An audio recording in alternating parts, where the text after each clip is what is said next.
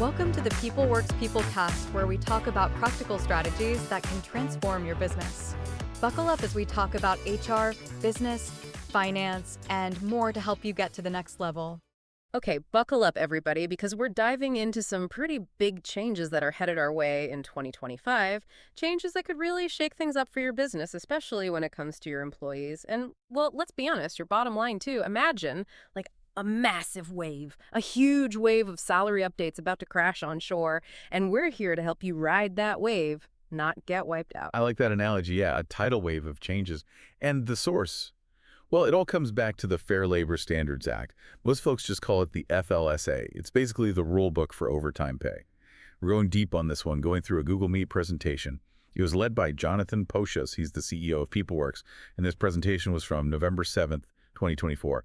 He lays it all out, what these changes are, what they mean for businesses, for people like you trying to run a business. So no need to dust off those law books or anything. Grab your coffee or your tea, get comfy, and let's unpack this. We'll make sure you're not caught off guard when January 1st rolls around. That's the goal, absolutely. And Jonathan doesn't sugarcoat it either. He kind of starts off with a bit of a warning. He says pretty much every business out there with employees is going to feel these FLSA changes. So, yeah, if you haven't started thinking about this, consider this your wake-up call. All right, so let's get into the specifics here, starting with the big shift. The salary threshold for overtime exemption is jumping way up to $58,000 a year. What that means is if you have anyone on salary making less than that, they're going to be eligible for overtime pay starting in 2025. Exactly. That's the big one. And that's where things can get a little tricky for some folks. Jonathan spent some time in this presentation really clarifying the difference between exempt and non-exempt employees. It can be a bit of a head-scratcher if you're not familiar with the jargon, I guess. He does a good job making it simple, though. Basically, exempt employees, they don't get overtime no matter how much they work, but non-exempt employees, they do qualify for that overtime pay. Right. That's the key difference. And it's important because, as Jonathan points out, a lot of businesses have used that salaried label as a way to classify certain roles as exempt from overtime, even if those roles maybe didn't really meet the other criteria for being exempt. Yeah. So with this new threshold, a lot of those folks are going to have to be reclassified, which brings us to the overtime equation itself. And it's not quite as simple as, 40 hours, bam, overtime. Jonathan really emphasizes that it's calculated based on a consecutive 7-day work week, Sunday to Saturday, not your pay period. And this is where it can get especially tricky for businesses that use those semi-monthly payroll. Yeah, that's a good point. I can see some folks listening and thinking, what's the big deal about semi-monthly payrolls? But picture this, right? Your pay period runs from the 1st to the 15th. But an employee works a ton of overtime in that last week of the month, which spills over into the next pay period. Well, under the FLSA, you got to calculate that overtime based on the 7-day work week, not when your pay period ends. So you could end up owing overtime for hours that were worked in the next pay period. And that can really mess up your payroll if you're not ready for it. Exactly. And this is why we're doing this deep dive. It's these little nuances that can really trip you up if you're not paying close attention. And Jonathan really drives this point home. He says it's so important to review those payroll processes now. Like, make sure they're lined up with these new FLSA rules. Otherwise, you could be hit with some pretty big fines down the line. Oh, yeah, absolutely. And speaking of big, let's talk about the financial impact of all this. Jonathan gives this example. It's a bit of a, I guess you could say, a worst-case scenario, but it definitely makes you think. He says a business with, let's say, just 10 employees, each making $43,000 a year, that business could see their wage costs go up by, get ready for it, $150,000 per year. Just if they decided to give everyone a raise to meet that new $58,000 threshold. Yikes. That's a lot of money, especially for those smaller businesses, the ones that are working with tighter margins. I can see why Jonathan is he's really urging caution against just automatically raising everyone's salary just to get over that threshold. Yeah, it's not just about the immediate cost either. Yeah. You got to think about the ripple effect. If you raise salaries across the board, you're also raising your costs for things like payroll taxes and benefits, and even future raises down the line, potentially. So it's a decision that really needs to be made carefully. Yeah, he encourages business owners to really sit down, crunch the numbers, look at all the different options. Maybe raising salaries makes sense for some key people, but maybe there are other strategies too, like, I don't know, restructuring some positions or adjusting workloads. It's about finding what works best for your specific situation, right? Right, finding that balance. And he actually shared some data from a recent survey. And it showed that a lot of businesses, particularly in retail and hospitality, they're actually already planning to cut back, like reduce their workforce or maybe slow down hiring because of these FLSA changes coming up. Wow, so it's already having an impact on the job market even before it's officially in effect. That's something for our listeners to consider too, right? How could these changes affect your own hiring plans or your overall strategy for staffing? Definitely something to think about, yeah. And it's not just about the numbers either. Jonathan brings up another really important concern that I think sometimes gets overlooked in these conversations, and that's the impact on employee morale. Oh, yeah, that's huge. Imagine like you've been a salaried employee for years, you have that flexibility and maybe a sense of status that comes with it. And then suddenly you're being told you're hourly now, or that you need to start tracking your time for overtime. That could feel like a demotion, even if you end up taking home the same amount of money, or even a little bit more. Exactly. It's a psychological thing. And it can lead to resentment. People might be less productive. You could even see higher turnover. Yeah. Jonathan really argues that businesses need to be sensitive to how they communicate these changes to their people and how they address any concerns that might come up. Anxieties about it. He even says that handling this poorly could be more damaging to your company culture in the long run, more damaging than the financial impact of the FLSA changes themselves, even. Yeah, that's a pretty powerful statement. It really shows that we need to see these changes not just as an HR thing, like a compliance thing, but as a potential turning point for your whole company culture. So, where do we go from here? What do we do? Well, the good news is Jonathan doesn't just leave us hanging with all this doom and gloom. He actually gives us a clear plan, a three-step action plan to help businesses tackle these FLSA changes head on. I'm glad he does, because it can feel a little overwhelming.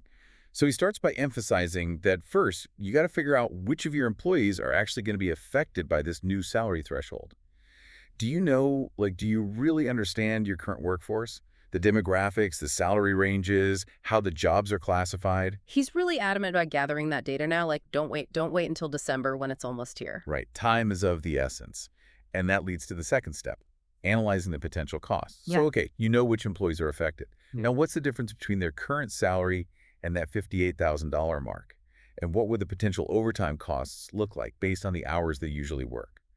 Do you even have a system to track those hours accurately? Yeah, that's where it can get a little more complicated, but it's Mhm. crucial to understand those numbers before you can make any decision. Absolutely. You need that solid foundation.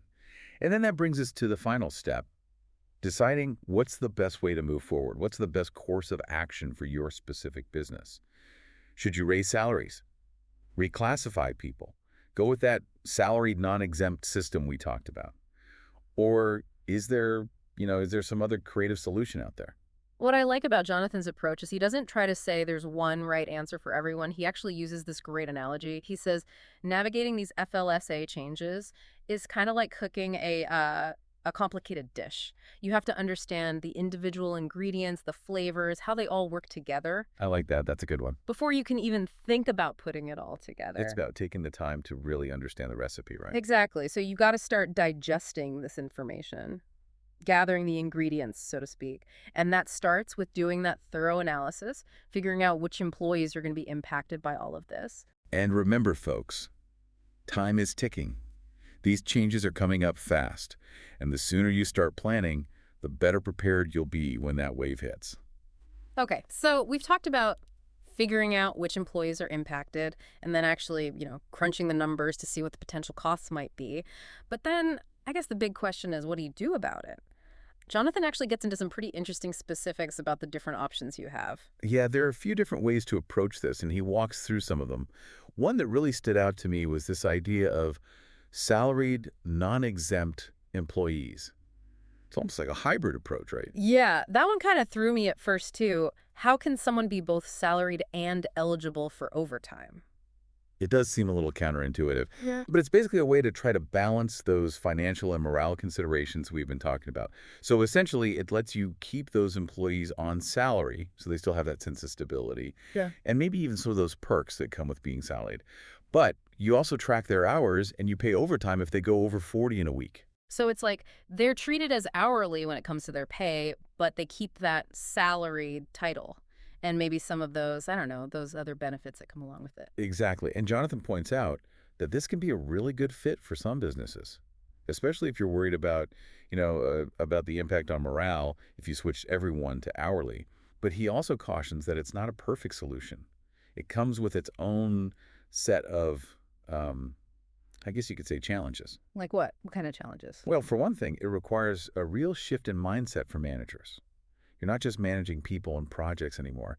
You're also managing hours worked, which adds another layer of complexity to everything. I can see how that could get tricky, especially if you have employees who are used to having a lot of autonomy, a lot of flexibility in their schedule. Right. Suddenly having to track their time could feel like, I don't know, like you're micromanaging them. Yeah, it could definitely create some tension there. And then there's the question of what if someone starts consistently working less than 40 hours? Do you adjust their salary down? Having those conversations could be really uncomfortable and potentially damage that trust you've built with your team. Yeah, nobody wants that. So it sounds like communication is going to be super important here. Oh, absolutely. Jonathan really stresses that. Transparency and clear communication are key. If you're going to go with this salaried, non-exempt route, you need to make sure your employees understand how it works. Like, how is their pay calculated? What are the expectations around tracking their time? Make sure everyone's on the same page from the get-go. Right, exactly. And speaking of time tracking, he's also really big on the need for a reliable system. No more guessing games or relying on people's memories. Yeah, memories can be a little fuzzy sometimes. You need accurate data, both to make sure you're complying with the FLSA and to be fair to your employees. He actually says at one point in the presentation, I'm quoting him here directly, he says, you need to get off this webinar. You need to call us, preferably, and say, hey, I need to get timekeeping installed immediately into my company. I mean, he's not messing around. He's serious about this, yeah. He knows that the clock is ticking, right? Yeah. These changes are just a few months away at this point. Yeah. And implementing new systems and processes, well, that takes time. Yeah, it's not something you can just snap your fingers and do overnight. That sense of urgency really comes through in his presentation. It reminds us of that 3-step action plan he lays out. So step 1, remember, is identifying which employees are affected. Step 2 is analyzing those potential costs and figuring out your time tracking situation. Right, those are the first 2 pieces of the puzzle. You got to have those in place. And then step 3 is where you make the decision. You figure out, okay, what path forward is going to be the best fit for my business? Is it raising salaries? Is it reclassifying employees? That salary non-exempt option? Or maybe something else entirely. And what I really appreciate is that Jonathan doesn't try to push one solution for everyone. He acknowledges that every business is different, right? What works for a small startup might not work for a giant corporation. It's not a one-size-fits-all situation. He encourages business owners to really think strategically about this. Don't just go for the easiest option or the cheapest option in the short term. Think about the long-term implications for your business, for your employees, for your company culture. Yeah, think big picture. He even brings up this interesting idea of thinking about your employees as assets, not just costs. It's a subtle shift in how you look at things, but I think it can make a big difference. It's a mindset shift. If you see your employees as valuable assets, you're more likely to invest in them, to treat them fairly, Right. and to create a work environment where they feel valued and appreciated. And that can pay off in the long run, right? More productivity, more loyalty, less turnover. All good things. So, so far we've been focusing mostly on the nuts and bolts of these FLSA changes, the compliance stuff, the financial stuff, the logistics of it all. But there's another layer here, a deeper dimension that I think we need to talk about. And that's the human side of all this. Yeah, that's where it gets really interesting. We can talk about numbers and regulations all day, but at the end of the day, these changes are going to affect real people, your employees. Exactly. And if we're not careful, those changes could ripple out. They could impact your whole company culture. Morale could take a hit, trust could erode, you could even damage your reputation. And that's what you want to avoid. It's like Jonathan says, you don't want to just be checking the boxes for compliance. You want to create a workplace where people feel respected, valued, engaged. It's about going beyond the bare minimum. So the question is, how do we do that? How do we make sure these FLSA changes don't just comply with the law, but they also create a positive, supportive work environment? I think that's what we need to dive into next. Wow, we've really covered a lot of ground here, haven't we? Yeah. We've talked about the ins and outs of these FLSA changes, what it means for your finances, and even how it could affect employee morale. But what I keep coming back to is, how can we turn this whole thing into a positive? Jonathan, he focuses a lot on compliance and the bottom line, which makes sense. He's a CEO. But I think we can go a little deeper here. I think there's a way to go beyond just checking the boxes and actually make your company culture even stronger. Oh, I'm totally with you on that. It's about stepping back and looking at the big picture. What kind of company do you want to be? What kind of workplace are you building for your people? And these FLSA changes, they're really making us face those questions head on. Right, it's like a forcing function almost. Jonathan keeps talking about employees as assets, but I think it goes even deeper. We have to remember the human side of all this. These are real people we're talking about, you know? People whose lives are going to be affected by these changes. Absolutely, and I think that's where the opportunity is. Mm-hmm. Instead of seeing these FLSA changes as a burden or something we have to do, what if we saw it as a chance to build trust, to be more transparent, to create a more collaborative environment? I love that. It's like turning the whole thing on its head. We're not just reacting to these changes, we're shaping them. And we're doing it in a way that benefits everyone, both the business and the employees. Exactly. And Jonathan talks about communication, and I think that's so crucial here. But it's not just about, sending out a memo or having one big meeting. It's about building a culture where people feel comfortable speaking up, Mhm. where they can share their concerns, their ideas, what they think. So instead of just announcing the changes, what if you brought your employees into the conversation, like had some brainstorming sessions or even created a task force to figure out solutions together? That's a great idea. It not only gives people a voice, it empowers them. They become part of the solution. And you never know, they might come up to some amazing ideas you hadn't even thought of. And I bet that would really help with the morale piece too, right? If Yeah. people feel like they're part of the process, they're more likely to be on board. For sure.